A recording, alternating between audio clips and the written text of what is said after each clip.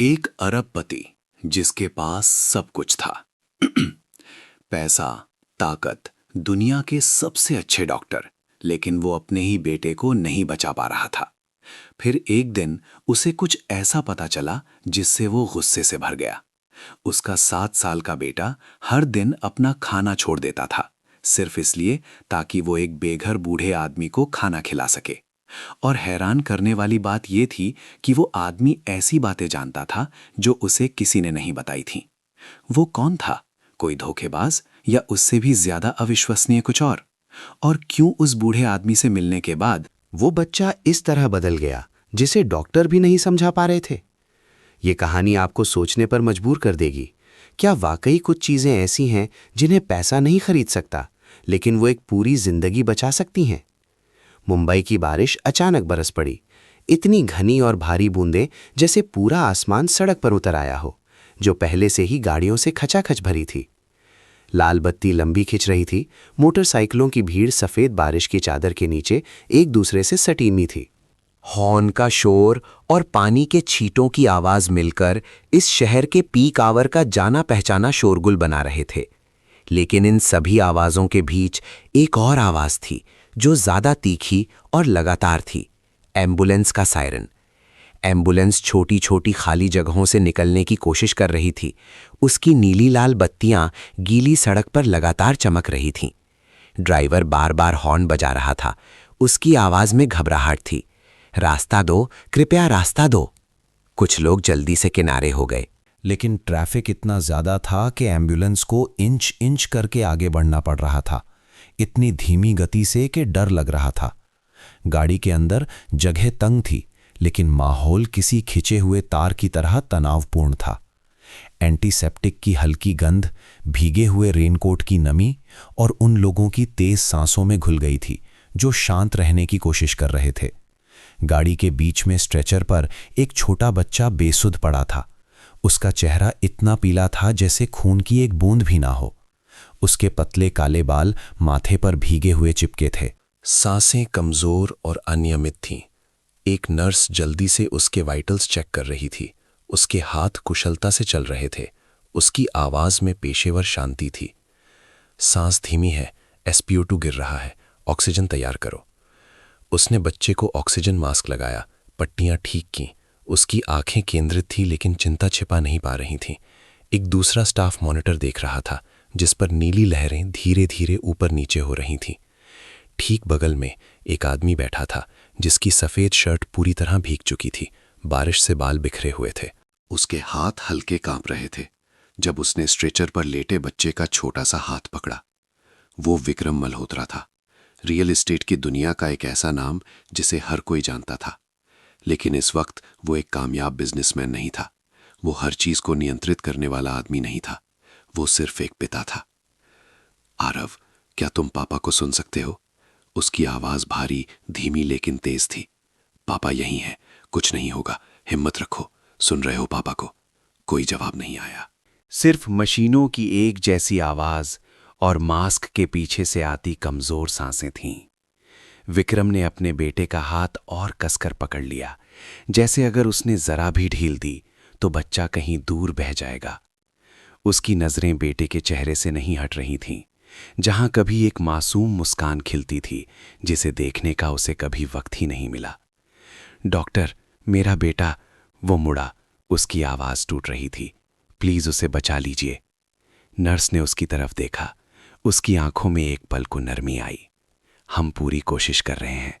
आप शांत रहिए, हम बस अस्पताल पहुंचने ही वाले हैं। शांत, ये शब्द कितना अजीब लग रहा था। विक्रम हल्का सा मुस्कुराया, एक टूटी हुई लगभग हताश मुस्कान। पूरी जिंदगी उसे फैसले लेने की आदत थी, हर चीज को अपने नियंत्रण में रखने की आदत थी। दसियों सैकड़ों करोड़ के आंकड़े, बड़े बड़े सौदे, तनावपूर्ण बातचीत, वो सब कुछ संभाल सकता था। लेकिन इस वक्त जब वो अपने इकलौते बेटे को वहां लेटा हुआ देख रहा था, इतना कमजोर कि हवा का एक झोंका भी उसे उड़ा ले जा सकता था, उसे एहसास हुआ कि कुछ चीजें ऐसी हैं जिनके सामने वो पूरी तरह बेबस है। एम्बुलेंस आखिरकार जाम से निकली और अस्पताल की ओर तेजी से बढ़ी।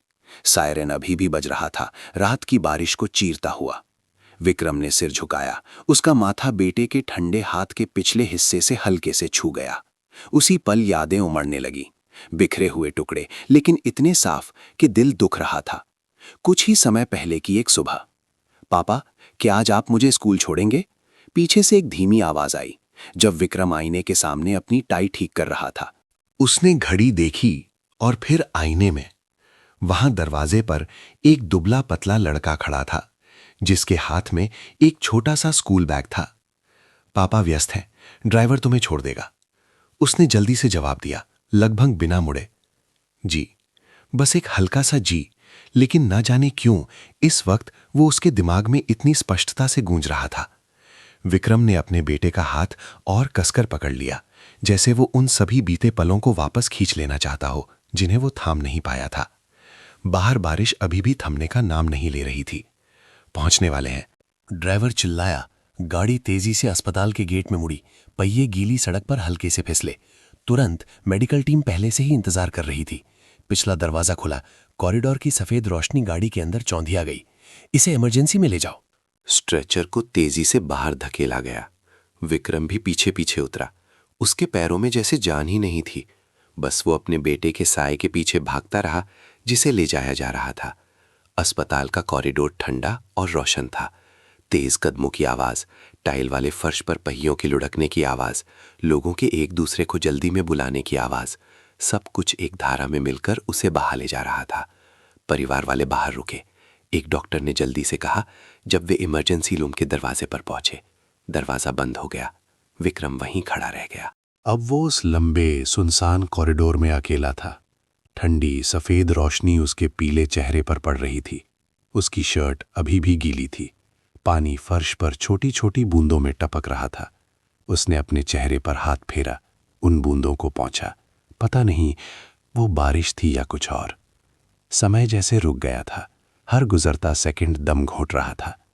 विक्रम धीरे धीरे पास की प्लास्टिक की कुर्सियों की कतार तक गया, बैठ गया। दोनों हाथों को एक दूसरे में फंसा लिया, सिर झुका लिया। उसके दिमाग में अब आंकड़े नहीं थे, काम नहीं था, मीटिंग्स नहीं थीं। बस एक ही सवाल बार बार घूम रहा था, क्यों? सब कुछ ऐसा क्यों हो गया? एक छोटी सूखी हंसी उसके होठों से निकली। अगर कोई उसे देखता तो वो पहचान नहीं पाता कि ये विक्रम मल्होत्रा है, वो आदमी जो हमेशा अखबारों में एक सलीकेदार, आत्मविश्वासी और हर चीज को नियंत्रित करने वाले व्यक्ति की छवि के साथ दिखाई देता था। उसने सिर उठाया। उसकी खाली आंखें इमरजेंसी रूम के दरवाजे को देख रही थीं, और फिर एक न रुकने वाली धारा की तरह यादें कुछ हफ्ते पहले की एक दोपहर में वापस चली गईं। एक ऐसी दोपहर जो बहुत सामान्य लग रही थी।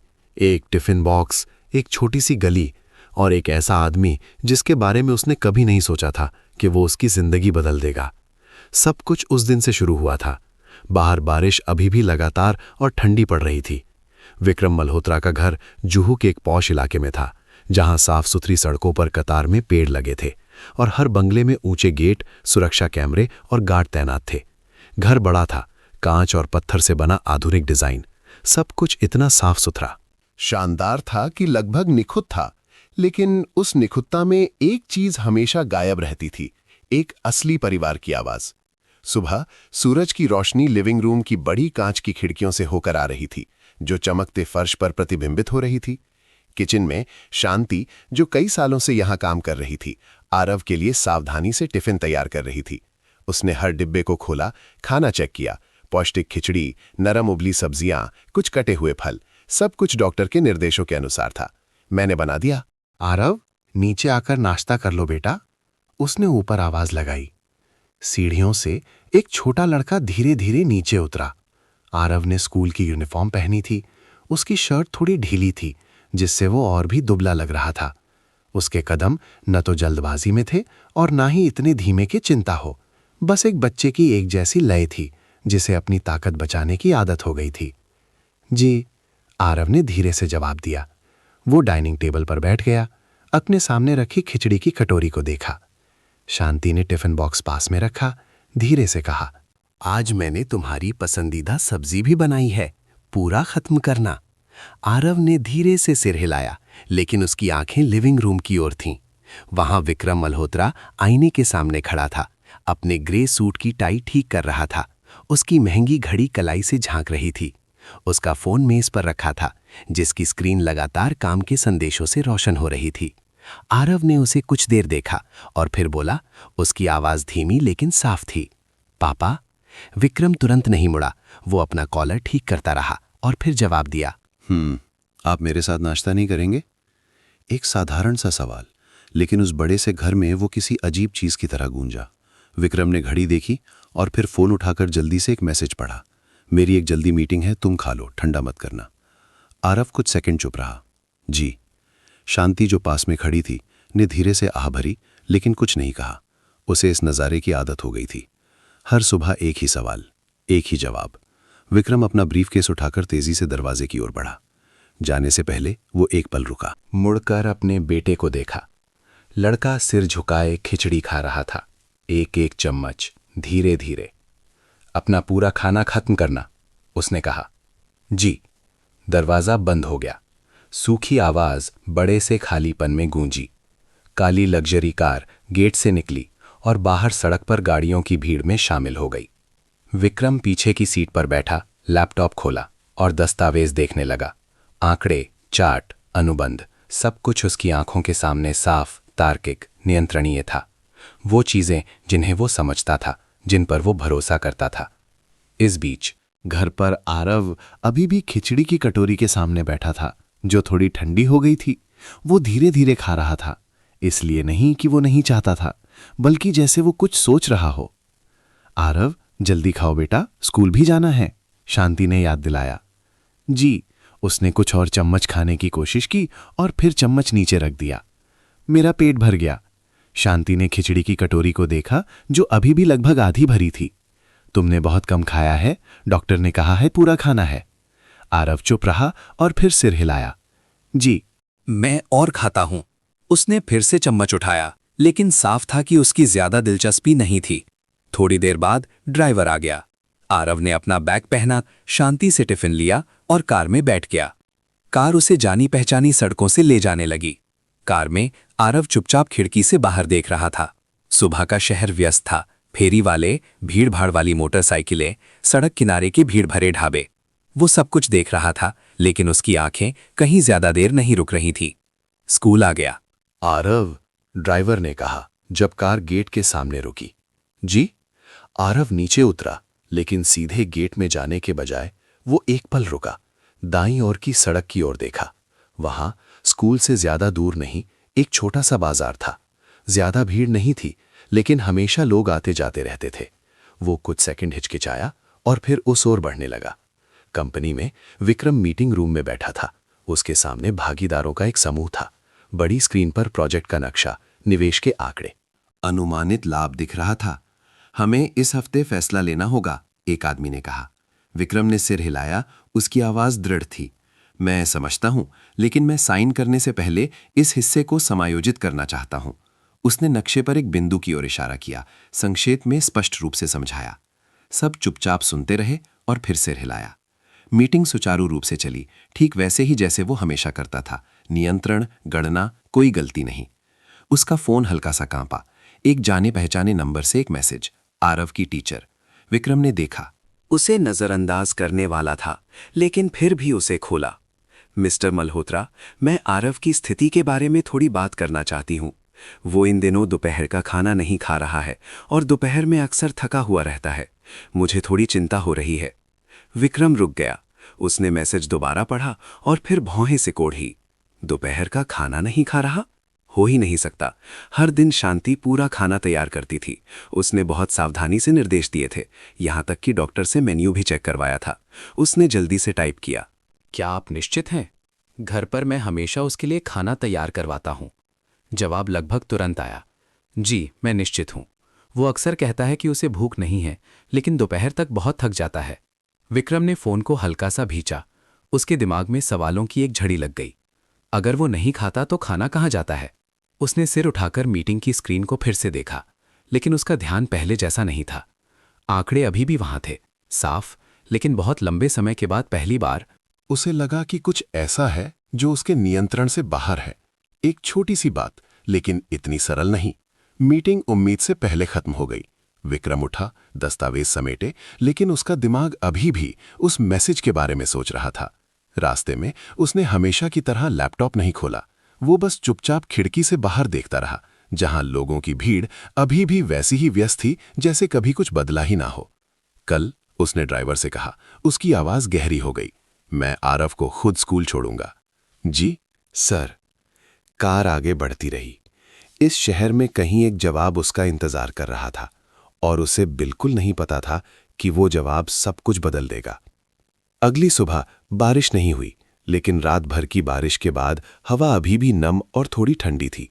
सूरज की हल्की रोशनी घर के गेट के सामने लगे पेड़ों की डालियों से छनकर आ रही थी, जो अभी भी गीली सड़क पर पड़ रही थी।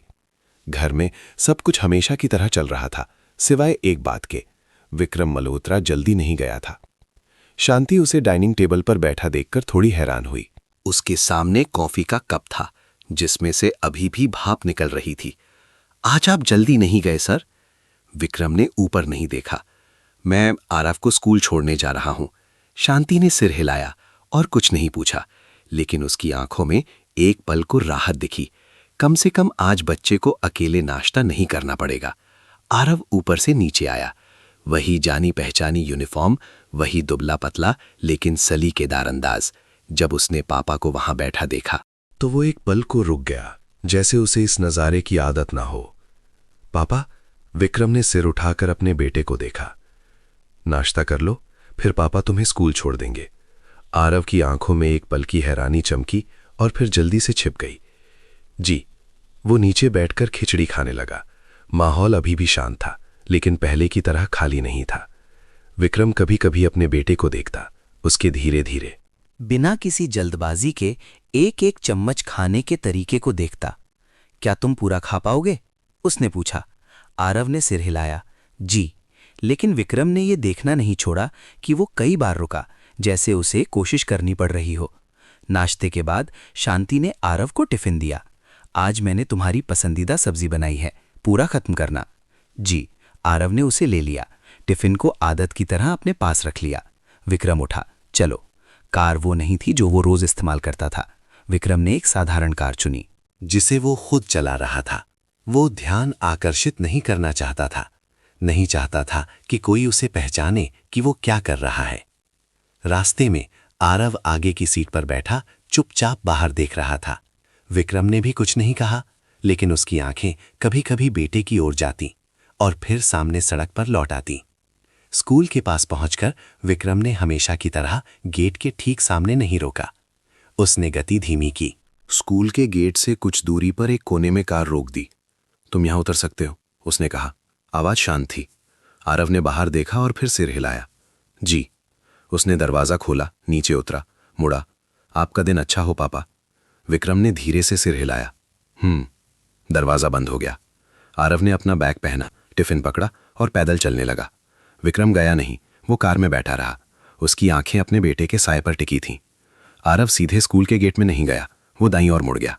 विक्रम ने आंखें सिकोड़ी। उसका दिल हल्का सा बैठ गया, जैसे उसने इसका अंदाजा पहले ही लगा लिया था। उसने इंजन चालू किया, एक सही दूरी बनाए रखी और धीरे धीरे पीछे पीछे चलने लगा। सड़क एक छोटे से बाजार की ओर जाती थी, जो ज्यादा दूर नहीं था।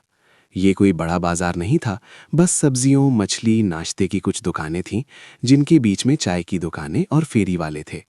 सुबह यहां हमेशा काफी भीड़ रहती थी, इतनी कि शोरगुल हो लेकिन ज्यादा अव्यवस्था न हो।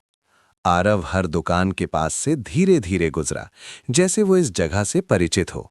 कुछ दुकानदारों ने उसे पहचान लिया, मुस्कुराए। स्कूल जा रहे हो बेटा? एक फल बेचने वाली ने पूछा। जी, आरव ने धीरे से जवाब दिया और सिर हिलाया। विक्रम ने सड़क के किनारे कार खड़ी की, इंजन बंद किया और चुपचाप देखता रहा। वो कार से नहीं उतरा, बस शीशे से देख रहा था। उसकी आंखें केंद्रित थीं। आरव एक छोटे से कोने में रुका, जहां एक बड़ा पेड़ फुटपाथ के किनारे उगा हुआ था। पेड़ के नीचे एक बूढ़ा आदमी पेड़ के तने से सटकर बैठा था। उसके सामने लॉटरी टिकटों का एक पुराना बंडल था। उसने एक पुरानी फीकी शर्ट, गहरे रंग की पैंट, घिसी हुई चप्पलें पहनी थीं। उसके बाल सफेद और काले थे, थोड़े बिखरे हुए, लेकिन उसके चेहरे पर एक अजीब सी सौम्यता थी। वो बाबा थे। आरव बिना किसी हिचकिचाहट के पास गया। बाबा? बूढ़े आदमी ने सिर उठाया। उसे देखकर उसकी आंखें चमक उठीं। आ गए तुम? उसकी आवाज भारी लेकिन गर्म थी। आरव पास में बैठ गया। टिफिन खोला। अभी भी हल्की गर्मी थी। उसने चम्मच से खाने को 2 हिस्सों में बांटा। तुमने खाया? बाबा ने पूछा। जी, खा लिया, आरव ने जल्दी से जवाब दिया, लेकिन उनकी आंखों में नहीं देखा। बाबा हल्का सा मुस्कुराए, धीरे से सिर हिलाया। तुम झूठ बोलना नहीं जानते। आरव कुछ सेकंड चुप रहा और फिर सिर झुकाकर हल्का सा मुस्कुराया। मैंने सच में खा लिया, लेकिन मैं और खा सकता हूं। इस जवाब ने बाबा को हंसा दिया। एक हल्की हंसी, ज्यादा जोर से नहीं, लेकिन इतनी कि उसमें गर्मजोशी महसूस हो। ठीक है, तो मेरे साथ खाओ। आरव ने सिर हिलाया, उन्हें एक हिस्सा दिया। दोनों एक दूसरे के बगल में पेड़ के नीचे आते जाते लोगों के बीच एक सादा भोजन कर रहे थे। कार में विक्रम ने स्टीयरिंग व्हील पर अपनी पकड़ कस ली। उसकी आंखें उस नज़ारे से नहीं हटीं, गुस्से से नहीं, बल्कि इसलिए कि वो समझ नहीं पा रहा था क्यों उसका बेटा, एक बच्चा जिसे अपनी सेहत बनाए रखने के लिए हर निवाले की जरूरत थी, वहां बैठकर अपना खाना एक अजनबी के साथ बांट रहा था।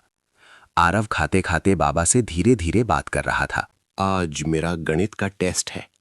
तो तुमने पढ़ाई की? जी की है, लेकिन मुझे अभी भी थोड़ा डर लग रहा है। बाबा ने सिर हिलाया, धीरे धीरे चबाते हुए। डरना ठीक है, जरूरी ये है कि तुम फिर भी वो काम करो। आरव ने कुछ देर सोचा और फिर पूछा, क्या आप कभी डरे हैं? बाबा ने दूर देखा। उनकी आंखों में एक पल के लिए उदासी छा गई। हाँ बिल्कुल, हर कोई डरता है, लेकिन अगर हम डरते ही रहेंगे तो हम कुछ नहीं कर पाएंगे। आरव ने सिर हिलाया, जैसे समझ गया हो और नहीं भी। थोड़ी देर बाद बाबा ने उसकी ओर मुड़कर देखा। तुम्हारी माँ तुमसे बहुत प्यार करती होंगी। इस बात ने आरव को रोक दिया। आप मेरी माँ को जानते हैं? बाबा ने सीधे जवाब नहीं दिया, वो बस हल्का सा मुस्कुराए। देखकर ही पता चलता है। आरव ने सिर झुका लिया और कुछ नहीं कहा, लेकिन उसकी आंखें नरम हो गई, जैसे उसे कुछ ऐसा मिल गया हो जिसकी उसे हमेशा कमी महसूस होती थी। कार में विक्रम चौंक गया। वो समझ नहीं पा रहा था कि वो आदमी उसकी पत्नी का जिक्र क्यों कर रहा है। वे कभी नहीं मिले थे, ये निश्चित था। एक अजीब सी बेचैनी उसके दिल में घर कर गई। पता नहीं वो ईर्ष्या थी, शक था या कुछ और। आरव ने खाना खत्म किया, टिफिन बंद किया, खड़ा हुआ। मैं स्कूल जा रहा हूं। बाबा ने सिर हिलाया। अच्छे से पढ़ना। आरव मुड़ा, तेजी से स्कूल की ओर बढ़ने लगा। विक्रम ने तुरंत इंजन चालू किया, उसके मुड़ने से पहले ही निकल गया। उसके दिमाग में सब कुछ घूम रहा था। एक बीमार बच्चा, एक अजनबी, एक अस्वीकार्य हरकत और एक ऐसा सवाल जिसका कोई जवाब नहीं था। कार सामान्य से ज्यादा तेजी से चल रही थी। विक्रम कंपनी वापस नहीं गया। वो सीधे घर चला गया। शांति सफाई कर रही थी जब उसने उसे अंदर आते देखा। थोड़ी हैरान हुई। आप जल्दी आ गए सर? विक्रम ने तुरंत जवाब नहीं दिया। वो कुछ सेकंड खड़ा रहा और फिर पूछा, आरव हर दिन स्कूल में अपना टिफिन पूरा खाता है? शांति रुक गई। जी, मुझे लगता है कि खाता है। तुम्हें लगता है या तुम जानती हो? उसकी आवाज ऊंची नहीं थी, लेकिन कमरे में माहौल भारी करने के लिए काफी थी। शांति घबरा गई। जी, मैं तो बस तैयार करती हूं। विक्रम ने और कुछ नहीं कहा। वो मुड़ा और सीधे ऊपर चला गया। उसके दिमाग में पेड़ के नीचे का नजारा बार बार आ रहा था। छोटा बेटा, टिफिन बॉक्स और वो अजनबी आदमी। वो अपने स्टडी रूम के दरवाजे के सामने खड़ा था। उसका हाथ दरवाजे के हैंडल पर था, लेकिन उसने तुरंत नहीं खोला। एक भारीपन उसके दिल में उमड़ आया। पैसे खोने की वजह से नहीं, काम की वजह से नहीं, बल्कि इसलिए कि पहली बार उसे एहसास हुआ कि उसके बेटे की जिंदगी में कुछ ऐसा है जिसके बारे में वो बिल्कुल नहीं जानता। उस दोपहर लंबी बारिश के बाद आसमान साफ हो गया था। शहर में हवा हल्की हो गई थी। लेकिन विक्रम मल्होत्रा के दिल में पहले से कहीं ज्यादा भारीपन था। वो कंपनी वापस नहीं गया और ना ही दिन की बची किसी मीटिंग में शामिल हुआ। इसके बजाय वो घर पर अपने स्टडी रूम में बैठा था। उसके सामने लैपटॉप आधा खुला था, लेकिन उसकी आंखें किसी भी अक्षर पर केंद्रित नहीं थीं। सुबह का नज़ारा बार बार दोहरा रहा था। टिफिन बॉक्स, उसका दुबला पतला बेटा और पेड़ के नीचे बैठा वो आदमी। विक्रम वो इंसान नहीं था जो आसानी से भावनाओं में बह जाए। उसे विश्लेषण करने की, कारण खोजने की। समस्याएं सुलझाने की आदत थी, लेकिन इस बार सब कुछ किसी अनुबंध या गलत आंकड़े जैसा सरल नहीं था। ये उसका बेटा था और वो समझ नहीं पा रहा था कि क्या हो रहा था। दोपहर में उसने और इंतजार ना करने का फैसला किया। कार उस छोटे बाजार की ओर जाने वाली सड़क के किनारे रुकी। सुबह जितनी भीड़ नहीं थी, लेकिन फिर भी काफी लोग आ जा रहे थे। फुटपाथ पर लगी चाय की दुकानें ग्राहकों से भरने लगी थीं। कुछ लॉटरी बेचने वाले मेजों के बीच घूम रहे थे। बातचीत का शोर एक मेहनतकश मोहल्ले के जाने पहचाने माहौल में घुल गया था। विक्रम कार से उतरा। पहली बार उस सड़क पर पैदल चला जहां उसने पहले कभी कदम नहीं रखा था। उसके महंगे चमड़े के जूते पुराने सीमेंट के फर्श पर पड़े। बारिश का पानी अभी भी छोटे छोटे गड्ढों में जमा था। उसकी आंखें चारों ओर घूमी, जिज्ञासा से नहीं बल्कि एक तेज सटीक मूल्यांकन के साथ, जैसे ये उसकी आदत हो। फिर उसने वो पेड़ और उस आदमी को देखा। बाबा अभी भी सुबह की तरह वहीं बैठे थे, पीठ पेड़ के तने से टिकी हुई, सामने लॉटरी टिकटों का बंडल।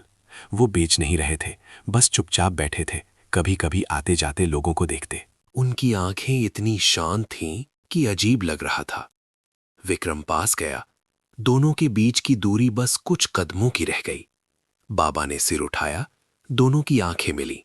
कोई आश्चर्य नहीं, बस एक सीधी धीमी नजर, जैसे बाबा को पहले से ही पता था कि विक्रम आएगा।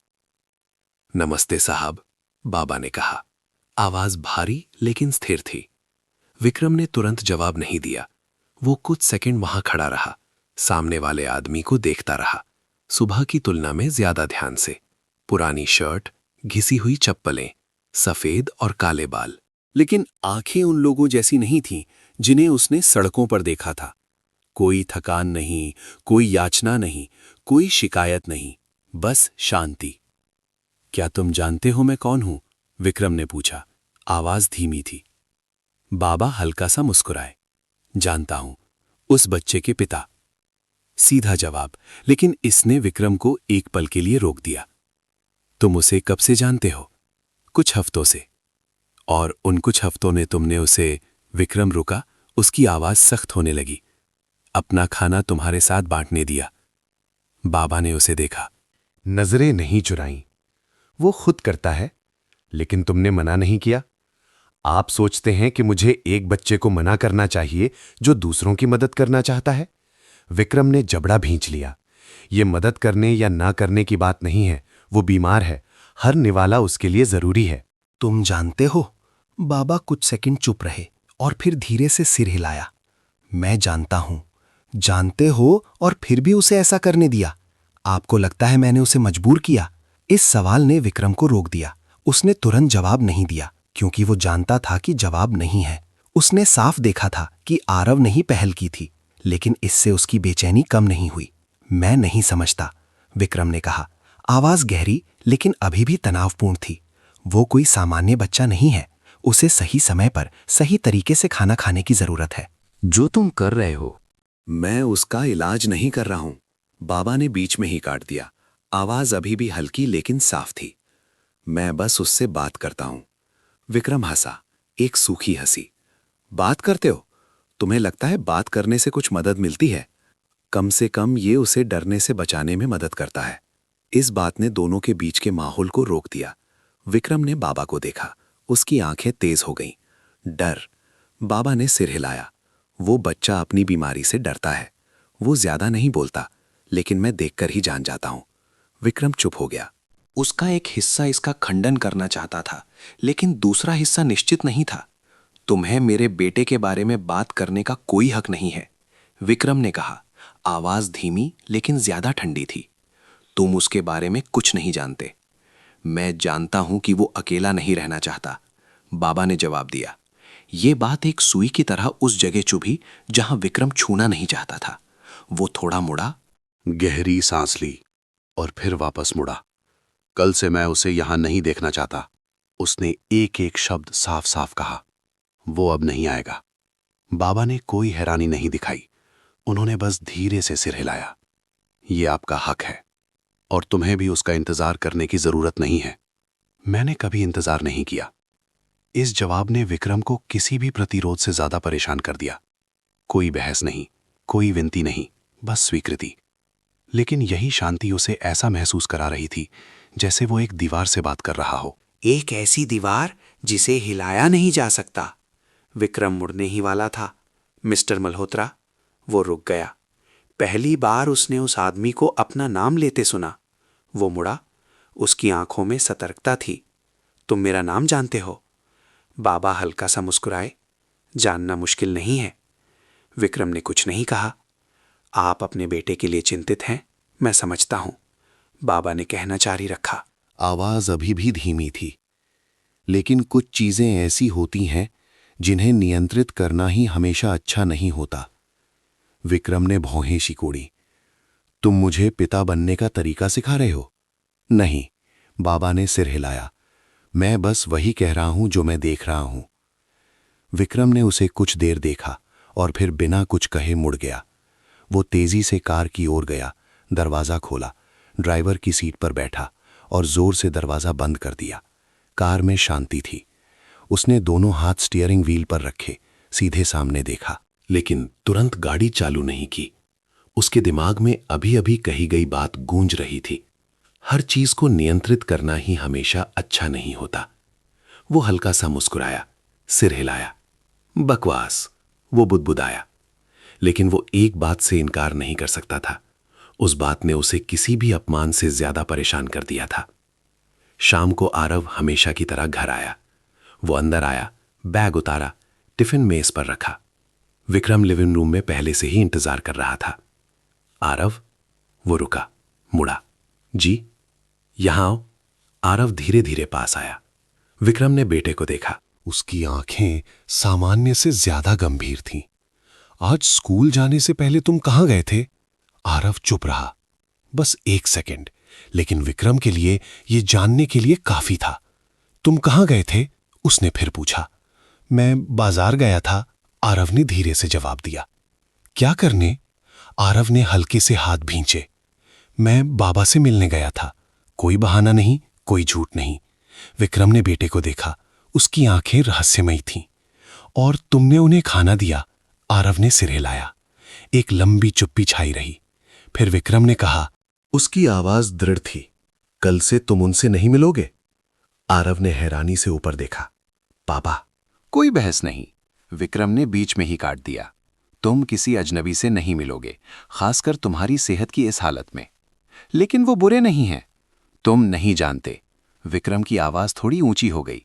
आरव चुप हो गया। उसकी आंखें लाल होने लगी, लेकिन वो रोया नहीं। मैं बस उनसे बात करना चाहता था। तुम्हारे पास पापा हैं, शांति आंटी हैं, तुम्हारे टीचर हैं, तुम्हें किसी अजनबी की जरूरत नहीं है। ये बात कहते ही कमरे का माहौल भारी हो गया। आरव ने सिर झुका लिया। उसकी आवाज धीमी हो गई, लेकिन वो मुझे समझते हैं। विक्रम 1 सेकंड के लिए रुका, लेकिन यह काफी था कि वो बात उसके दिमाग में गहराई तक उतर जाए। वो उठा, मुड़ गया। पापा का फैसला नहीं बदलेगा। आरव ने और कुछ नहीं कहा। वो बस वहां खड़ा रहा, उस बड़े से कमरे में छोटा सा। विक्रम सीढ़ियों से ऊपर चला गया, पीछे नहीं मुड़ा। लेकिन जब उसने कमरे का दरवाजा बंद किया तो उसने हमेशा की तरह तुरंत लैपटॉप नहीं खोला। वो चुपचाप खड़ा रहा, हाथ मेज पर रखे। उसके दिमाग में पहली बार एक ऐसा विचार आया जिसे वो स्वीकार नहीं करना चाहता था। शायद वो अपने बेटे को उतना नहीं समझता था जितना वो सोचता था। अगली सुबह घर का माहौल हर दिन की तरह ही था, लेकिन कुछ ऐसा था जो बिना कहे ही बदल गया था। शांति अभी भी जल्दी उठी, नाश्ता तैयार किया। अभी भी डॉक्टर के निर्देशों के अनुसार सावधानी से खाना बांटा। अभी भी आरव के लिए टिफिन पैक किया, जैसे ये एक कभी ना टूटने वाली आदत हो। लेकिन जब उसने टिफिन मेज पर रखा तो उसने धीरे से सीढ़ियों की ओर देखा। उसकी आंखों में एक पल की चिंता थी, जैसे उसे पहले से ही अंदाजा हो कि कुछ होने वाला है। आरव नीचे उतरा, सामान्य से ज्यादा धीरे। उसके चेहरे पर पिछली सुबह जैसी कोमलता नहीं थी, बल्कि एक तरह की झिझक थी, जैसे वो किसी अनचाही चीज का सामना करने की तैयारी कर रहा हो। जब उसने विक्रम को पहले से ही डाइनिंग टेबल पर बैठा देखा तो उसकी आंखें हल्की सी झुक गईं। बैठकर खाओ, विक्रम ने कहा। आवाज शांत थी, लेकिन उसमें रोज की जल्दबाजी नहीं थी। आरव ने सिर हिलाया, कुर्सी पर बैठ गया। उसने चम्मच उठाया और खाना शुरू किया, लेकिन हर हरकत सामान्य से ज्यादा धीमी थी। चुप्पी छा गई, सिर्फ चम्मच के कटोरे से टकराने की हल्की आवाज आ रही थी। विक्रम ने तुरंत बेटे को नहीं देखा। उसने कॉफी का एक घूंट लिया और फिर कप नीचे रखा। उसकी आवाज एक जैसी थी। आज से ड्राइवर तुम्हें सीधे स्कूल के गेट तक छोड़ेगा, पैदल नहीं जाना। आरव रुक गया, चम्मच हवा में ही ठहर गया। जी, उसने धीरे से जवाब दिया, लेकिन ऊपर नहीं देखा। विक्रम ने आगे कहा, स्कूल के बाद ड्राइवर तुम्हें तुरंत ले आएगा। कहीं और नहीं जाना। एक लंबी चुप्पी छाई रही। आरव ने धीरे धीरे चम्मच नीचे रखा और ऊपर देखा। पापा? कोई बहस नहीं। विक्रम ने बीच में ही काट दिया। आवाज अभी भी शांत थी, लेकिन यह साफ था कि यह एक आदेश था। मैं बस, पापा ने कह दिया है। विक्रम ने सीधे बेटे की आंखों में देखा। तुम उस आदमी से दोबारा नहीं मिलोगे। आरव की आंखें हल्की सी कांपी। बाबा बुरे आदमी नहीं हैं, तुम उन्हें नहीं जानते। लेकिन आरव, सिर्फ एक शब्द, लेकिन हर बात को रोकने के लिए काफी था। कमरा इतना शांत हो गया कि दम घुटने लगा। शांति किचन के कोने में खड़ी थी, बीच में बोलने की हिम्मत नहीं कर रही थी, लेकिन उसकी आंखें चिंता से भरी थीं। आरव ने सिर झुका लिया, दोनों हाथ हल्के से भींच लिए। जी। विक्रम ने बेटे को कुछ देर देखा और फिर मुड़ गया, जैसे बातचीत खत्म हो गई हो। नाश्ता खामोशी में खत्म हुआ। कार में किसी ने कुछ नहीं कहा। आरव पीछे बैठा था, टिफिन गोद में लिए, लेकिन इस बार वो हमेशा की तरह खिड़की से बाहर नहीं देख रहा था। वो बस सिर झुकाए था। उसकी आंखें टिफिन पर टिकी थीं, जैसे वो कुछ बहुत दूर की बात सोच रहा हो।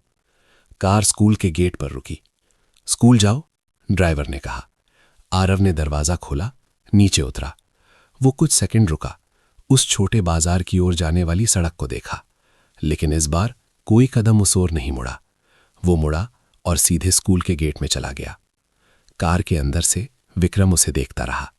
उसने कुछ नहीं कहा, लेकिन उसकी आंखें उस छोटे से साए पर तब तक टिकी रहीं जब तक वो लोहे के गेट के पीछे गायब नहीं हो गया। एक पल की राहत महसूस हुई। सब कुछ पटरी पर लौट आया था, ठीक वैसे ही जैसे वो चाहता था। लेकिन यह एहसास ज्यादा देर नहीं चला। अगले कुछ दिनों में सब कुछ योजना के अनुसार हुआ। आरव अब बाजार नहीं जाता था, बाबा से नहीं मिलता था, अपना खाना किसी के साथ नहीं बांटता था। लेकिन कुछ गड़बड़ थी। वो कम खाने लगा था। ऐसा नहीं था कि वो नहीं खाता था, लेकिन हर निवाला एक कोशिश बन गया था। शांति को कई बार याद दिलाना पड़ता, यहां तक कि उसके पास बैठना पड़ता ताकि वो अपना खाना खत्म कर सके। आरव, थोड़ा और खा लो बेटा, वो नरम आवाज में कहती। जी, आरव जवाब देता, लेकिन चम्मच पकड़े हाथ अभी भी धीमे थे। वो अब स्कूल की बातें नहीं बताता था, भूले भाले सवाल नहीं पूछता था, पापा को उम्मीद भरी नजरों से नहीं देखता था जैसे पहले देखता था। वो शांत हो गया था। एक अच्छे बच्चे वाली शांति नहीं, बल्कि एक ऐसे बच्चे वाली शांति जो कुछ छिपा रहा हो। एक शाम जब विक्रम डाइनिंग रूम में आया तो उसने आरव को वहां बैठा पाया। उसके सामने की चावल की कटोरी लगभग वैसी ही थी। शांति पास में खड़ी थी। उसके चेहरे पर बेबसी थी। तुमने अभी तक खाना खत्म नहीं किया? विक्रम ने पूछा। आरव ने ऊपर देखा, हल्का सा चौंक गया। जी, मैं खा रहा हूं। खा रहे हो या खाया ही नहीं? विक्रम की आवाज गहरी हो गई। आरव ने जवाब नहीं दिया। विक्रम ने कुर्सी खींची और सामने बैठ गया। तुम्हें खाना पड़ेगा, डॉक्टर ने साफ कहा है। जी। उसने चम्मच उठाया, एक छोटा सा निवाला मुंह में डाला, लेकिन तुरंत नहीं निकला। विक्रम ने देखा और एक बेचैनी महसूस की। इसलिए नहीं कि वो बात नहीं मान रहा था, बल्कि इसलिए कि उसकी आंखों में अब कोई चमक नहीं थी। तुम्हें हुआ क्या है? उसने पूछा। आरव ने सिर हिलाया। कुछ नहीं। कुछ नहीं, और तुम इस तरह खा रहे हो? चुप्पी। फिर आरव ने कहा, बहुत धीरे से, मुझे अच्छा नहीं लग रहा। सीधा जवाब, लेकिन इसने विक्रम को भौहें सिकोड़ने पर मजबूर कर दिया। खाना तो वही है? जी। तो समस्या क्या है? आरव ने जवाब नहीं दिया। शांति ने धीरे से कहा, कुछ दिनों से बच्चा कम खा रहा है। विक्रम मुड़ा। तुम उसे याद नहीं दिलाती? मैं दिलाती हूं, लेकिन। वो रुक गई, आगे नहीं बोली। लेकिन क्या? शांति ने आरव को देखा और फिर विक्रम को। थोड़ी हिचकिचाहट के बाद, मुझे लगता है ये खाने की वजह से नहीं है। विक्रम ने भौहें सिकोड़ी। तुम्हारा क्या मतलब है? शांति ने गहरी सांस ली। जब से आपने उसे बाजार जाने से मना किया है, वो कम बोलने लगा है। मुझे लगता है वो दुखी है। कमरा शांत हो गया। विक्रम ने अपने बेटे को देखा। आरव अभी भी सिर झुकाए था, किसी को नहीं देख रहा था। दुखी विक्रम ने दोहराया, आवाज रहस्यमयी थी, सिर्फ एक अजनबी के लिए। वो अजनबी नहीं है, आरव ने लगभग फुसफुसाते हुए कहा। विक्रम मुड़ा। तो क्या है? आरव ने ऊपर देखा। उसकी आंखें थोड़ी लाल थीं। बाबा मेरे दोस्त हैं। दोस्त शब्द उस बड़े से कमरे में गूंजा और माहौल को भारी कर दिया। विक्रम ने बेटे को देखा, तुरंत कुछ नहीं कहा। उसने जिंदगी में कई शब्द सुने थे, पार्टनर, प्रतिद्वंदी, ग्राहक, मुनाफा। लेकिन दोस्त शब्द ने उसे हैरान कर दिया। तुम्हारे स्कूल में दोस्त हैं? उसने कहा। जी। तो फिर उनके जैसे किसी की जरूरत क्यों है? आरव कुछ सेकंड चुप रहा और फिर बोला, क्योंकि वो मुझे समझते हैं। जवाब पिछली बार जैसा ही था, लेकिन इस बार विक्रम ने बीच में नहीं काटा। उसने बस बेटे को देखा। उसकी आंखें गहरी हो गईं। क्या समझते हैं? आरव ने थूक निगला और फिर धीरे धीरे बोला, वो कहते हैं तुम्हें अपनी बीमारी से डरने की जरूरत नहीं है। विक्रम रुक गया। वो कहते हैं तुम अभी भी सामान्य जीवन जी सकते हो, बस थोड़ा ज्यादा सावधान रहना होगा। शांति चुपचाप खड़ी रही, कुछ कहने की हिम्मत नहीं हुई। आरव ने धीमी लेकिन साफ आवाज में कहना जारी रखा, वो मुझे कहानियां सुनाते हैं, इसलिए मैं अपनी बीमारी के बारे में ज्यादा नहीं सोचता। एक लंबी चुप्पी। विक्रम को समझ नहीं आ रहा था कि क्या प्रतिक्रिया दे। उसका एक हिस्सा इसे खारिज करना चाहता था, ये कहना चाहता था कि ये सब बकवास बातें हैं, लेकिन दूसरा हिस्सा हाल के दिनों में अपने बेटे की आंखों को याद कर रहा था, पहले की तुलना में। खाओ, उसने आखिर में कहा। आवाज धीमी हो गई थी। आरव ने सिर हिलाया, खाना जारी रखा, लेकिन माहौल अभी भी भारी था। उस रात जब सब सो गए, विक्रम अपने स्टडी रूम में अकेला खड़ा था। सिर्फ एक कोने में एक छोटी सी बत्ती जल रही थी। पीली रोशनी सलीकेदार मेज पर पड़ रही थी। उसने लैपटॉप नहीं खोला, दस्तावेज नहीं पढ़े। वो बस वहां खड़ा खिड़की से बाहर देख रहा था। रात का शहर अभी भी रोशन था, लेकिन उसके दिल में कुछ डगमगा रहा था। एक बहुत ही सरल सवाल, लेकिन उसने कभी इस पर सोचा नहीं था। क्या वो जो कर रहा है वो सही है, या वो बस एक ऐसी चीज को नियंत्रित करने की कोशिश कर रहा है जिसे वो समझता ही नहीं। बेडरूम में हुई उस छोटी सी बातचीत के बाद के दिनों में विक्रम मल्होत्रा को लगा कि उसने कुछ समझ लिया है, लेकिन उसने अपना फैसला नहीं बदला। उसका तर्क अभी भी हावी था। उसका मानना था कि हर चीज को नियंत्रण में रखना चाहिए, खासकर जब आरव की सेहत का सवाल हो। भावनाएं इंसान को कमजोर कर सकती हैं, जबकि अनुशासन ही सब कुछ स्थिर रखता है, और वो सब कुछ कसकर पकड़े रहा। लेकिन नियंत्रण की कीमत हमेशा तुरंत नहीं चुकानी पड़ती, ये चुपचाप आती है। जैसे कोई बीमारी बढ़ती है और इंसान को तब तक पता नहीं चलता जब तक बहुत देर ना हो जाए। तीसरे हफ्ते जब से आरव ने बाबा से मिलना बंद किया था, वो ज्यादा थकने लगा। ऐसी थकान नहीं जो दूसरों को डरा दे, बल्कि एक अंदर ही अंदर की थकावट। सुबह स्कूल जाता, क्लास में सामान्य रूप से बैठता, लेकिन दोपहर तक चेहरा और पीला हो जाता, आंखों में जान नहीं रहती। टीचर ने फिर से फोन किया, मिस्टर मल्होत्रा, मैं आपको बार बार परेशान करने के लिए माफी चाहती हूं। लेकिन मुझे सच में आरव की चिंता हो रही है। इस बार उसकी आवाज में पहले जैसी झिझक नहीं थी। क्या बात है? विक्रम ने पूछा। आवाज धीमी थी। बच्चे ने पीटी क्लास से छुट्टी ले ली और आज उसे थोड़ी देर मेडिकल रूम में लेटना पड़ा। मुझे लगता है आपको उसे फिर से चेक करवाना चाहिए। विक्रम ने फोन कसकर पकड़ लिया। मैं उसे ले जाऊंगा। उस दोपहर वो घर नहीं गया, बल्कि सीधे स्कूल पहुंचा। आरव मेडिकल रूम में बैठा था, दीवार से सटकर, आंखें बंद थीं। जब उसने पापा को अंदर आते देखा तो उसने आंखें खोली। उठने की कोशिश की। पापा, विक्रम सामान्य से ज्यादा तेजी से पास आया। कैसी तबीयत है तुम्हारी? मैं बस थोड़ा थका हुआ हूं। उसकी आवाज कमजोर थी। विक्रम ने बेटे के माथे पर हाथ रखा। बुखार नहीं था, लेकिन उसे त्वचा के नीचे की ठंडक महसूस हुई। घर चलो, उसने बिना कुछ और पूछे कहा। कार में आरव ने कुछ नहीं कहा। उसने अपना सिर खिड़की के शीशे से टिका लिया, आंखें बंद कर लीं। विक्रम गाड़ी चला रहा था। उसकी आंखें सामने सड़क पर थीं, लेकिन उसका दिमाग वहां नहीं था। उसे कुछ जाना पहचाना महसूस होने लगा था। एक ऐसा एहसास जो उसने पिछले कई सालों में कई बार अनुभव किया था। बेचैनी। शाम को आरव ज्यादा नहीं खा सका। शांति ने बहुत मनाने की कोशिश की, लेकिन उसने बस कुछ चम्मच खाए और रुक गया। मेरा पेट भर गया। तुमने बहुत कम खाया है, उसने चिंता भरी आवाज में कहा। मेरा मन नहीं है। विक्रम पास में खड़ा था। कुछ नहीं बोला, लेकिन उसकी आंखें और तनावपूर्ण हो गईं। खाना पड़ेगा, उसने कहा। आवाज दृढ़ थी। आरव ने कोशिश की, लेकिन बस एक और चम्मच खाकर चम्मच नीचे रख दिया। डाइनिंग रूम का माहौल भारी हो गया।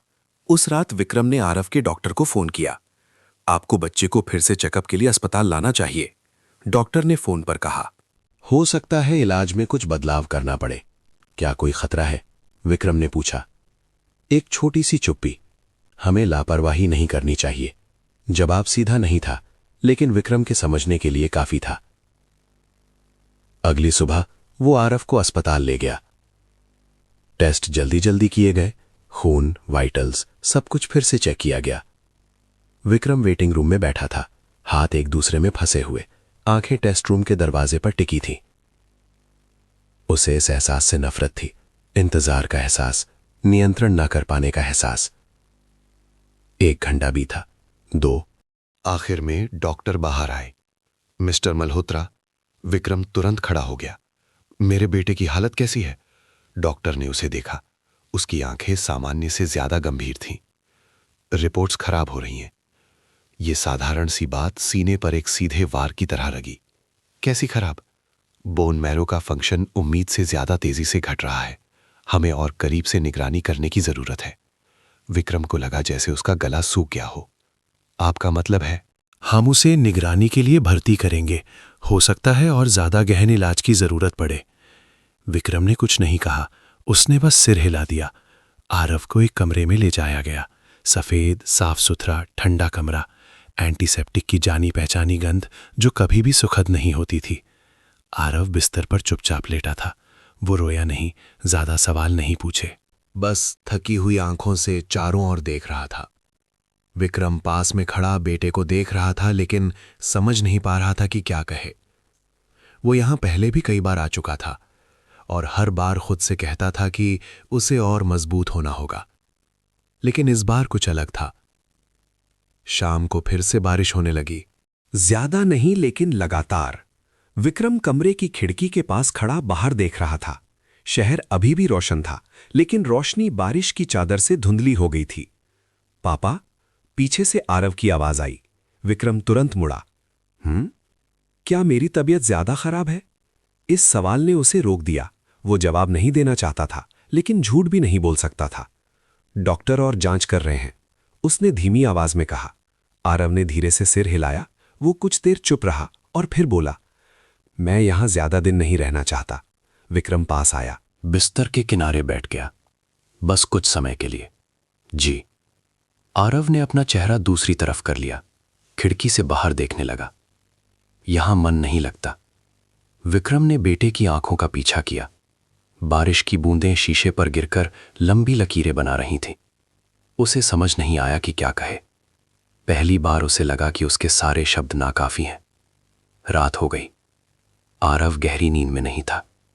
कभी कभी वो करवट बदलता, सांसें अनियमित हो जाती। विक्रम पास में बैठा रहा, हटा नहीं। उसने फोन नहीं किया, काम नहीं किया, बस वहां बैठकर देखता और इंतजार करता रहा। किसी वक्त वो उठा और कॉरिडोर में बाहर चला गया। माहौल शांत था, सिर्फ रात की ड्यूटी वाली नर्स के धीमे कदमों की आवाज थी। वो कुछ दूर चला और फिर रुक गया। पता नहीं क्यों, लेकिन उसके पैर तुरंत कमरे में वापस नहीं जाना चाहते थे। वो आगे बढ़ता गया, ट्रीटमेंट एरिया से बाहर, अस्पताल के गेट से बाहर। बारिश अभी भी हो रही थी। उसके पास छाता नहीं था, लेकिन वो रुका नहीं। कार पार्किंग में खड़ी थी, लेकिन वो उसमें नहीं बैठा। इसके बजाय वो सड़क पर निकला, गाड़ी चलाने लगा। पता नहीं कहां, बस तब तक चलता रहा जब तक उसे एहसास नहीं हुआ कि वो कहां है। पुराना बाजार, बत्तियां अभी भी धुंधली जल रही थीं, कुछ दुकानें अभी भी खुली थीं और पेड़ के नीचे बाबा अभी भी वहीं थे, हमेशा की तरह बैठे हुए, जैसे कुछ बदला ही ना हो। विक्रम ने कार रोकी। बारिश उसके कंधों पर, बालों पर गिर रही थी, लेकिन उसने ध्यान नहीं दिया। वो तेजी से उस ओर बढ़ा। इस बार कोई दूरी नहीं थी, कोई दूर से देखना नहीं था, बस कई दिनों से जमा हुआ दबाव था। तुम? उसकी आवाज गुस्से से गूंजी। बाबा ने सिर उठाया। उनकी आंखें अभी भी शांत थीं। मेरा बेटा अस्पताल में है, विक्रम ने कहा। उसकी आवाज गुस्से और डर से कांप रही थी। तुमने कहा था तुम उसे डरने से बचाने में मदद करोगे, तुमने कहा था वो ठीक है, तो अब वो कहाँ है? बारिश और तेज हो गई। आसपास किसी ने ध्यान नहीं दिया। सिर्फ दो लोग थे, एक जो अपना नियंत्रण खो रहा था, एक जो अभी भी शांत बैठा था। मैंने कभी नहीं कहा कि उसे दर्द नहीं होगा, बाबा ने धीरे धीरे कहा, लेकिन तुमने उसे बेकार की चीजों पर यकीन दिलाया। विक्रम ने बीच में ही काट दिया। मैंने बस उसे दर्द में डरने से बचाया। इस जवाब ने विक्रम को 1 सेकंड के लिए रोक दिया। फिर गुस्सा फिर से उमड़ आया। तुम्हारी बातों से कोई मदद नहीं मिलती, उसने कहा। आवाज भारी हो गई। वो अस्पताल के कमरे में है, मशीनें, डॉक्टर वही उसे बचाएंगे। बाबा ने उसे देखा। उनकी आंखों में कोई बदलाव नहीं आया। मैं डॉक्टरों से मुकाबला नहीं कर रहा हूं, उन्होंने कहा। मैं बस एक बच्चे को बिना कांपे सोने में मदद कर रहा हूं। बारिश अभी भी हो रही थी, लेकिन इस बार विक्रम ने और कुछ नहीं कहा। वो वहां खड़ा भारी सांसें ले रहा था और पहली बार उसे यकीन नहीं था कि वो सामने वाले पर गुस्सा है या खुद पर। उस रात की बारिश ज्यादा देर नहीं चली, लेकिन उसका असर विक्रम मल्होत्रा के दिल में तब भी था जब वो अस्पताल वापस लौटा। उसकी शर्ट पूरी तरह भीग चुकी थी, बाल माथे पर चिपके थे। महंगे जूते बारिश के पानी और सड़क की कीचड़ से गंदे हो गए थे, लेकिन उसे परवाह नहीं थी। वो तेजी से कॉरिडोर से गुजरा। उसकी आंखें सिर्फ एक ही जगह पर थीं, आरव का कमरा। जब उसने दरवाजा खोला और अंदर कदम रखा तो वो रुक गया। कमरे में रोशनी सामान्य से ज्यादा नरम थी, पहले की तरह ठंडी नहीं। इसलिए नहीं कि रोशनी बदल गई थी, बल्कि इसलिए कि कमरे का माहौल बदला हुआ लग रहा था। अवीद बिस्तर पर था, लेकिन अब छटपटा नहीं रहा था। वो शांत लेटा था, सांसें ज्यादा नियमित थीं। चेहरा पहले की तरह तनावपूर्ण नहीं था। एक हाथ सीने पर था, दूसरा बगल में ढीला पड़ा था, जैसे वो गहरी नींद में हो। विक्रम पास आया, धीरे धीरे, जैसे किसी नाजुक चीज को तोड़ने से डर रहा हो। आरव, उसने धीरे से पुकारा। कोई प्रतिक्रिया नहीं हुई, लेकिन उसकी सांसें स्थिर थीं। वो कुछ सेकंड वहां खड़ा रहा और फिर कमरे में चारों ओर देखा। कोई और नहीं था, कोई डॉक्टर नहीं, कोई नर्स नहीं। बस उसका बेटा और एक बहुत ही अजीब सा एहसास, जैसे इस कमरे में अभी अभी कुछ ऐसा हुआ हो जिसे उसने नहीं देखा। उसने कुर्सी खींची और बिस्तर के पास बैठ गया। देखता रहा, बस देखता रहा। समय सामान्य से ज्यादा धीरे बीत रहा था। करीब 15 मिनट बाद एक नर्स अंदर आई, मशीनें चेक की, जल्दी से कुछ नोट किया। बच्चा सो गया, उसने कहा। विक्रम को देखकर उसकी आवाज नरम हो गई। अभी थोड़ी देर पहले बेचैन था। अभी? विक्रम ने पूछा। जी, करीब 1 घंटे पहले। लेकिन उसके बाद स्थिर हो गया। विक्रम ने भौहें सिकोड़ी। क्या यहां कोई आया था? नर्स ने कुछ देर सोचा। जी, एक आदमी आया था, एक बूढ़े आदमी। विक्रम का दिल रुक गया। उन्होंने कहा कि वो परिवार से हैं, इसलिए मैंने उन्हें कुछ मिनट के लिए अंदर आने दिया। उसने आगे कहा। मैंने देखा कि वो बच्चे से धीरे धीरे बात कर रहे थे, इसलिए मैंने ज्यादा कुछ नहीं पूछा। विक्रम तुरंत खड़ा हो गया। वो कहाँ हैं? जी, चले गए। मैंने उन्हें बाहर जाते हुए नहीं देखा। इस जवाब ने विक्रम को स्तब्ध कर दिया। वो यहां कितनी देर थे? शायद 20-30 मिनट। विक्रम ने अपने बेटे को फिर से देखा। एक लंबी चुप्पी बीत गई। अगली बार किसी अजनबी को अंदर मत आने देना, उसने धीमी आवाज में कहा। जी, नर्स ने सिर हिलाया और चली गई। दरवाजा बंद हो गया, कमरा फिर से शांत हो गया। विक्रम वहीं खड़ा रहा, बैठा नहीं। उसके दिमाग में सब कुछ जुड़ने लगा था। बाजार, बारिश, बाबा और अब अस्पताल। एक संयोग या? वो आगे नहीं सोचना चाहता था। रात धीरे धीरे बीती। विक्रम सोया नहीं। वो बिस्तर के पास बैठा रहा, कभी मॉनिटर को देखता, कभी बेटे के चेहरे को। सुबह होने से कुछ देर पहले आरव ने हल्का सा हिचकोला खाया। विक्रम तुरंत ऊपर उठा। आरव, उसने धीरे धीरे आंखें खोलीं। आंखें अभी भी नींद में थीं, लेकिन पहले की तरह भारी नहीं थीं। पापा? उसकी आवाज कमजोर लेकिन साफ थी। विक्रम पास झुक गया। पापा यहीं हैं। आरव ने उसे कुछ सेकंड देखा, जैसे पुष्टि कर रहा हो, और फिर बहुत हल्का सा मुस्कुराया। बाबा आए थे। इस बात ने विक्रम को रोक दिया। बाबा? उसने पूछा। आरव ने धीरे से सिर हिलाया। जी, वो मुझसे बात करने आए थे। उन्होंने क्या कहा? आरव ने कुछ देर के लिए आंखें बंद कर लीं, जैसे याद कर रहा हो। उन्होंने कहा, मेरा काम अभी खत्म नहीं हुआ है। कैसा काम? आरव ने आंखें खोली और उसे देखा। उन्होंने कहा, तुम्हें अभी स्कूल जाना है, तुम्हें बड़ा होना है, तुम्हें दूसरों की मदद करनी है। उसकी आवाज धीमी थी लेकिन हर शब्द साफ था। उन्होंने कहा, मुझे हार नहीं माननी है। विक्रम ने कुछ नहीं कहा, वो बस बेटे को देखता रहा। एक अजीब सा एहसास उसके सीने में फैल गया। विश्वास नहीं, इनकार भी नहीं, बल्कि बीच का कुछ। सुबह डॉक्टर जांच के लिए आए। नए टेस्ट जल्दी जल्दी किए गए, खून, वाइटल्स। सब कुछ फिर से लिया गया। विक्रम बाहर इंतजार कर रहा था। इस बार वो टहल नहीं रहा था, वो बस चुपचाप खड़ा था, जैसे उसने मान लिया हो कि वो कुछ नहीं कर सकता। करीब 2 घंटे बाद डॉक्टर ने उसे कमरे में बुलाया। मिस्टर मल्होत्रा, डॉक्टर ने कहा। आवाज में कुछ अजीब था। रिपोर्ट्स में कुछ बदलाव हैं। विक्रम ने सीधे देखा। और खराब? डॉक्टर ने सिर हिलाया। नहीं। एक लंबी चुप्पी। रिपोर्ट्स में सुधार हो रहा है। विक्रम ने तुरंत कोई प्रतिक्रिया नहीं दी।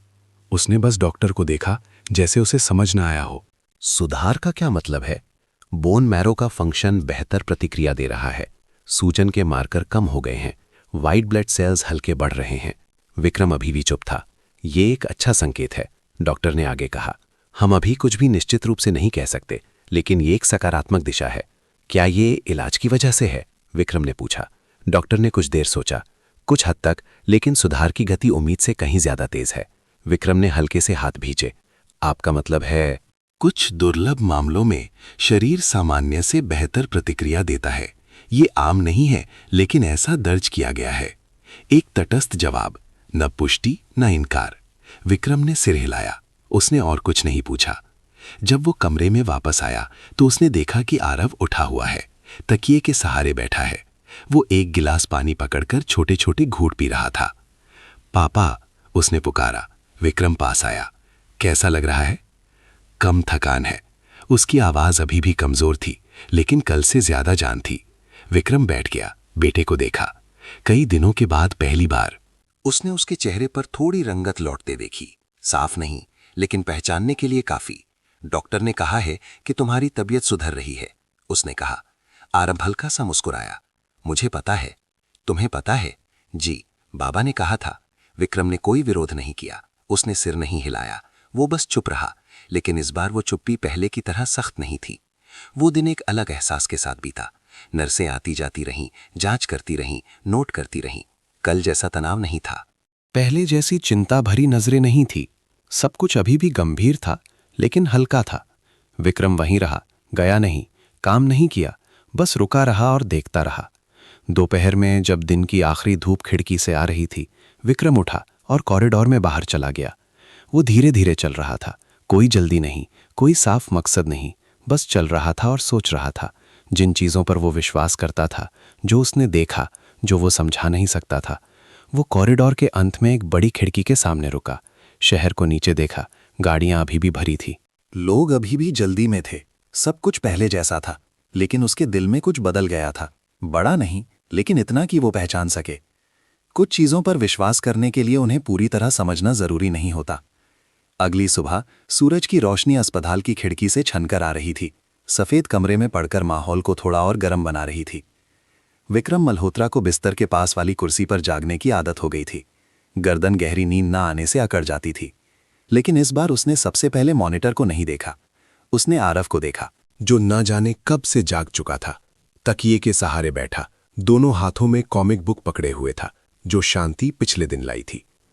उसकी आंखें ज्यादा केंद्रित थीं, पहले के दिनों की तरह सुस्त नहीं। तुम जाग गए? विक्रम ने पूछा। आरव ने ऊपर देखा और हल्का सा मुस्कुराया। जी। मुस्कान छोटी थी, लेकिन विक्रम के लिए फर्क पहचानने के लिए काफी थी। कैसी तबीयत है तुम्हारी? उसने पूछा। कल से बेहतर है, आरव ने जवाब दिया। आवाज अभी भी कमजोर थी, लेकिन ज्यादा साफ थी। विक्रम ने सिर हिलाया और कुछ नहीं कहा। लेकिन उसके दिल में कुछ ढीला पड़ गया था। थोड़ी देर बाद डॉक्टर और नर्स जांच के लिए आए। वही जाने पहचाने काम, ब्लड प्रेशर मापना, दिल की धड़कन जांचना, कुछ छोटे सवाल पूछना। नींद आई? डॉक्टर ने पूछा। जी, मैं सो गया था, आरव ने जवाब दिया। डॉक्टर ने सिर हिलाया और फिर विक्रम की ओर मुड़े। हम निगरानी जारी रखेंगे। अगर रिपोर्ट्स ऐसी ही बनी रहीं तो ठीक होने की संभावना अच्छी है। विक्रम ने पूछा, क्या कोई और इलाज की जरूरत है? हम अभी का इलाज ही जारी रखेंगे। लेकिन बच्चे का शरीर उम्मीद से बेहतर प्रतिक्रिया दे रहा है। फिर वही बात, उम्मीद से बेहतर। कोई साफ जवाब नहीं। लेकिन इस बार विक्रम ने जवाब खोजने की कोशिश नहीं की। उसने बस सिर हिलाया। दोपहर में शांति खाना लेकर आई। पहले के दिनों की तरह खिचड़ी नहीं, बल्कि नरम चावल, मछली करी, सब्जी का सूप, सादे व्यंजन लेकिन अच्छी तरह से पके हुए।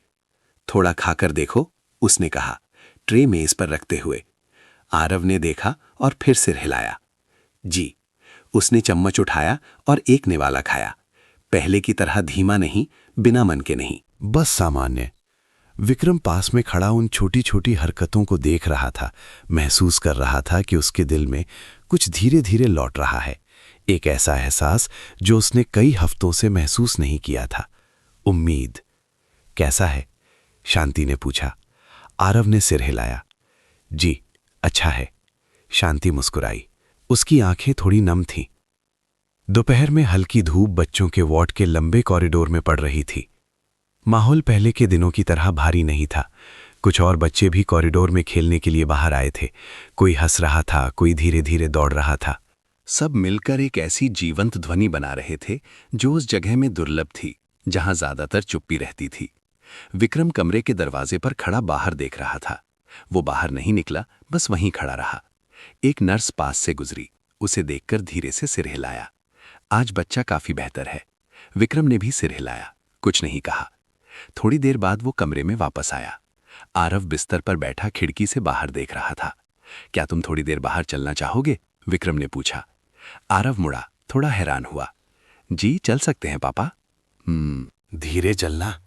आरव ने मुस्कुराकर सिर हिलाया।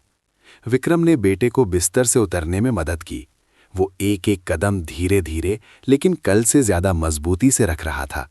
दोनों कॉरिडोर में निकले, ज्यादा बात नहीं की, बस चलते रहे। कॉरिडोर के अंत में जहां एक बड़ी खिड़की थी जिससे अस्पताल का आंगन दिखता था, वे रुक गए। नीचे कुछ परिवार बेंचों पर बैठे बातें कर रहे थे, इंतजार कर रहे थे। जिंदगी चलती रहती है, चाहे अस्पताल के अंदर हो या बाहर। पापा, आरव ने पुकारा। क्या आपको विश्वास है? विक्रम ने बेटे को देखा। किस पर? कि मैं ठीक हो जाऊंगा? सीधा सवाल, लेकिन इसने विक्रम को तुरंत जवाब नहीं देने दिया। उसने नीचे देखा और फिर बेटे को। पहले वो एक दृढ़, मजबूत जवाब देता, एक आदेश की तरह, लेकिन अब उसने एक अलग तरीका चुना। पापा को उम्मीद है, उसने कहा। आरव ने सिर हिलाया, जैसे समझ गया हो। बाबा ने कहा था, उम्मीद ही काफी है, उसने कहा। विक्रम ने कोई प्रतिक्रिया नहीं दी। लेकिन इस बार उसे बुरा नहीं लगा। शाम को जब सब कुछ फिर से शांत हो गया, विक्रम कमरे में अकेला बैठा था। आरव सो चुका था, सांसें नियमित थीं। उसने अपना फोन निकाला, कॉन्टैक्ट लिस्ट खोली, एक नाम पर रुका, अस्पताल दान। उसने कुछ देर देखा और फिर स्क्रीन बंद कर दी। अभी नहीं, काम के लिए नहीं। उसने फोन नीचे रखा, कुर्सी पर पीठ टिका ली। उसके दिमाग में तस्वीरें गुजर रही थीं। बड़ा घर, मीटिंग्स, आंकड़े, और फिर बाजार के कोने में एक छोटा सा पेड़। एक आदमी जिसके पास कुछ नहीं था, लेकिन उसके पास वो था जो विक्रम के पास नहीं था। किसी तरह ये बात उसे स्वीकार करना मुश्किल लग रहा था, लेकिन इनकार करना भी मुश्किल था। उस रात विक्रम थोड़ी गहरी नींद सोया। अगली सुबह डॉक्टर नई टेस्ट रिपोर्ट के साथ वापस आए। रिपोर्ट्स में सुधार जारी है, उन्होंने साफ आवाज में कहा। अगर यही रफ्तार बनी रही तो हम निगरानी का स्तर कम कर सकते हैं। विक्रम ने पूछा, कब तक डिस्चार्ज हो सकता है? अभी ठीक ठीक कहना जल्दबाजी होगी, लेकिन अगर कोई जटिलता नहीं हुई तो कुछ दिनों में विचार किया जा सकता है। एक ऐसा जवाब जिसके बारे में उसने पहले सोचने की हिम्मत नहीं की थी। विक्रम ने सिर हिलाया। वो मुस्कुराया नहीं, लेकिन उसकी आंखें अलग थीं। जब डॉक्टर चले गए तो वो मुड़कर अपने बेटे को देखने लगा। आरव वहां बैठा कॉमिक पढ़ रहा था। धूप उसके बालों पर पड़कर एक हल्का सा प्रभामंडल बना रही थी, एक सामान्य सी तस्वीर, लेकिन उसके लिए ये सबसे कीमती चीज थी। पापा, आरव ने पुकारा। क्या हम बाद में बाहर जा सकते हैं? कहाँ? पहले की तरह बाजार? इस सवाल ने विक्रम को चुप कर दिया। उसका एक हिस्सा तुरंत मना करना चाहता था, लेकिन दूसरा हिस्सा जो हुआ था उसे याद कर रहा था। उसने तुरंत जवाब नहीं दिया, बस बेटे को देखा और फिर धीरे से कहा, जब तुम पूरी तरह ठीक हो जाओगे तो पापा सोचेंगे। आरव मुस्कुराया, जवाब के लिए नहीं, बल्कि इसीलिए कि पहली बार उसके पापा ने तुरंत नहीं नहीं कहा था। खिड़की के बाहर सुबह की धूप ज्यादा चमकीली थी और उस छोटे से कमरे में कुछ बदल गया था। कोई चमत्कार नहीं, कोई जादू नहीं, बस उम्मीद की एक किरण। लेकिन कभी कभी बस इतना ही काफी होता है। 3 दिन बाद आरव को अस्पताल से छुट्टी मिल गई। ये कोई तुरंत पूरी तरह से ठीक होना नहीं था, लेकिन इतना काफी था कि डॉक्टर ने घर पर निगरानी जारी रखने की इजाजत दे दी। रिपोर्ट्स स्थिर हो गई थी, शरीर इलाज पर बेहतर प्रतिक्रिया दे रहा था, और सबसे जरूरी, उस बच्चे में वो जिंदा दिली लौट आई थी जो पिछले दिनों गायब हो गई थी। अस्पताल से निकलते समय सुबह धूप आंगन में हल्के से पड़ रही थी। बारिश नहीं थी, पहले के दिनों जैसा उदास आसमान नहीं था। विक्रम पास में खड़ा डिस्चार्ज के कागजात पर हस्ताक्षर कर रहा था। डॉक्टर की हर बात ध्यान से सुन रहा था। खाने का तरीका, दवाइयां, दोबारा जांच की तारीख, वो बहुत ध्यान से सुन रहा था। हर बात पर सिर हिला रहा था, कोई भी जानकारी नहीं छोड़ रहा था। लेकिन इस बार एक बात अलग थी, उसे अब दबाव महसूस नहीं हो रहा था। कोई अंदर ही अंदर की घबराहट नहीं थी, बस एक शांत एकाग्रता थी। जब वो कमरे में वापस आया तो आरव बिस्तर पर पहले से ही बैठा था, छोटा सा बैग पकड़े हुए जो शांति लाई थी। उसने पापा को देखा, उसकी आंखें काफी ज्यादा चमक रही थीं। घर जा रहे हैं पापा? उसने पूछा। विक्रम ने सिर हिलाया। घर। आरव मुस्कुराया, बड़ी मुस्कान नहीं, लेकिन कई हफ्तों के बाद पहली पूरी मुस्कान। कार अस्पताल से निकली, सड़क पर आ गई। सुबह का शहर भीड़ भरा था, लेकिन पिछली बार जैसा दम घोटने वाला एहसास नहीं था। विक्रम सामान्य से ज्यादा धीरे गाड़ी चला रहा था। कभी कभी पास बैठे अपने बेटे को देखता। आरव ज्यादा नहीं बोला, बस बाहर देख रहा था, जैसे वो उन जानी पहचानी तस्वीरों का आनंद ले रहा हो जिन्हें वो छोड़ आया था। जब कार उस छोटे बाजार की ओर जाने वाली सड़क से गुजरी तो आरव ने धीरे से सिर घुमा कर देखा, बस एक हल्की सी नजर। लेकिन विक्रम ने देख लिया। उसने कुछ नहीं कहा। कार आगे बढ़ती रही। घर पहुंचकर सब कुछ पहले जैसा था, बड़ा साफ सुथरा सलीकेदार घर। लेकिन जब आरव अंदर आया तो कुछ अलग था। वो सीधे अपने कमरे में नहीं गया, बल्कि रुककर चारों ओर देखने लगा। कुछ खाओगे? शांति ने पूछा। उसकी आवाज ज्यादा खुश थी। आरव ने कुछ देर सोचा। मुझे अस्पताल जैसा खाना खाना है। शांति हंस पड़ी। घर पर भी बन सकता है। विक्रम वहीं खड़ा उन दोनों को देख रहा था और फिर बोला, हल्का ही बनाना, उस पर जोर मत डालना। शांति ने सिर हिलाया। आरव ने पापा को देखा। उसकी आंखों में थोड़ी हैरानी थी। एक छोटा सा बदलाव, लेकिन पहचानने के लिए काफी। दोपहर शांति से बीती। आरव ने ज्यादा नहीं खाया, लेकिन पहले की तरह ज्यादा याद दिलाने की जरूरत नहीं पड़ी। वो धीरे धीरे लेकिन स्वाभाविक रूप से खा रहा था, कोई मजबूरी नहीं थी। उस शाम विक्रम अपने स्टडी रूम में बैठा था। उसके सामने लैपटॉप खुला था। ईमेल, अनुबंध, संदेश, सब कुछ अभी भी उसके निपटारे का इंतजार कर रहा था। काम गायब नहीं हुआ था क्योंकि वो कुछ दिन दूर था, लेकिन उसने तुरंत शुरू नहीं किया। वो वहां बैठा, देखता और सोचता रहा। थोड़ी देर बाद उसने लैपटॉप बंद कर दिया, उठा और बाहर चला गया। आरव, उसने पुकारा। लड़का लिविंग रूम में बैठा था, कागज पर कुछ बना रहा था। जी, पापा के साथ चलो थोड़ी देर। आरव ने ऊपर देखा, थोड़ा हैरान हुआ। कहाँ पापा? विक्रम ने तुरंत जवाब नहीं दिया।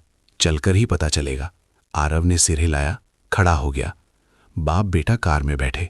कार शहर के केंद्र की ओर नहीं गई, कंपनी की ओर नहीं, बल्कि एक जानी पहचानी सड़क पर मुड़ी। छोटा बाजार। आरव तुरंत पहचान गया। वो मुड़कर पापा को देखने लगा, लेकिन कुछ पूछा नहीं। कार सड़क के किनारे रुकी। विक्रम ने इंजन बंद किया। कुछ सेकंड शांत बैठा रहा और फिर दरवाजा खोलकर नीचे उतरा। आरव पीछे पीछे आया। सड़क पहले जैसी थी, कुछ दुकानें, कुछ चाय की स्टॉल, लोगों की बातचीत का शोर, धीरे धीरे चलती गाड़ियों की आवाज। कुछ नहीं बदला था। लेकिन जब वे पेड़ के पास पहुंचे तो वो खाली था, कोई नहीं था। बस पुराना पेड़ का तना और खाली फुटपाथ था। आरव रुक गया। बाबा कहाँ गए? उसने धीमी आवाज में पूछा। विक्रम ने चारों ओर देखा। पास में एक चाय बेचने वाली ने उन्हें पहचान लिया। आप उस लॉटरी बेचने वाले बूढ़े को ढूंढ रहे हैं? उसने पूछा। विक्रम ने सिर हिलाया। जी, उसने सिर हिलाया। कुछ दिनों से नहीं दिखे, अचानक गायब हो गए। किसी को नहीं पता वो कहाँ गए? नहीं, वो यहां कुछ महीने रहे और फिर अचानक चले गए। किसी को कुछ नहीं बताया। विक्रम चुप हो गया। उसने पेड़ को फिर से देखा। वो खाली जगह उसे जितना उसने सोचा था उससे ज्यादा परेशान कर रही थी। आरव पास में खड़ा था, कुछ नहीं बोला। वो बस कुछ देर देखता रहा और फिर सिर झुका लिया। चलो, विक्रम ने कहा, आवाज गहरी थी। आरव ने सिर हिलाया। दोनों कार में वापस आ गए। रास्ते में किसी ने कुछ नहीं कहा, लेकिन इस बार की चुप्पी भारी नहीं थी, बस खाली थी। अगली कुछ दिनों में जिंदगी धीरे धीरे सामान्य होने लगी। आरव स्कूल जाने लगा। विक्रम काम पर लौट आया। लेकिन कुछ चीजें बदल गई थीं। साफ नहीं, शोरगुल वाली नहीं, लेकिन पहचानने के लिए काफी। एक सुबह जब आरव स्कूल जाने की तैयारी कर रहा था तो उसने 2 टिफिन बॉक्स लिए। शांति ने हैरानी से देखा। अरे, आज 2 क्यों? आरव मुस्कुराया। एक मेरा, एक एक्स्ट्रा। किसके लिए एक्स्ट्रा? आरव ने कुछ देर सोचा और फिर बोला, किसी जरूरतमंद के लिए। शांति ने विक्रम को देखा जो दरवाजे पर खड़ा सुन रहा था। उसने कुछ नहीं कहा, बस धीरे से सिर हिलाया। कोई विरोध नहीं, कोई रोक टोक नहीं। बस स्वीकृति। कार आरव को स्कूल ले गई। रास्ते में वो बाहर देख रहा था। उसकी आंखें अब किसी खास व्यक्ति को नहीं ढूंढ रही थीं, बल्कि बस देख रही थीं और तैयार थीं। एक शाम जब बाप बेटा बालकनी पर खड़े शहर को नीचे देख रहे थे, हल्की हवा चल रही थी, दूर से गाड़ियों की आवाज और फैली हुई रोशनी ला रही थी। पापा, आरव ने कहा। आपको क्या लगता है बाबा कौन थे? विक्रम ने तुरंत जवाब। उसने नीचे देखा और फिर आसमान की ओर। एक ऐसा सवाल जिसके बारे में उसने कई बार सोचा था, लेकिन कभी कोई साफ जवाब नहीं मिला। पापा को नहीं पता, उसने आखिर में कहा। आरव ने सिर हिलाया जैसे उसे इसका अंदाजा था, लेकिन विक्रम ने धीमी आवाज में कहना जारी रखा। पापा को लगता है कि वो इंसान थे जिन्होंने पापा को एक बात समझने में मदद की। क्या बात पापा? विक्रम ने बेटे को कुछ देर देखा और फिर बोला, हर चीज को नियंत्रित करना ही हमेशा अच्छा नहीं होता। आरव मुस्कुराया और कुछ नहीं कहा। हवा अभी भी धीरे धीरे चल रही थी। शहर अभी भी रोशन था और कहीं भले ही अब दिखाई ना दे, कुछ चीजें रह गई थीं। किसी एक इंसान में नहीं, बल्कि उनके जीने के तरीके में। और कभी कभी यही सबसे जरूरी होता है।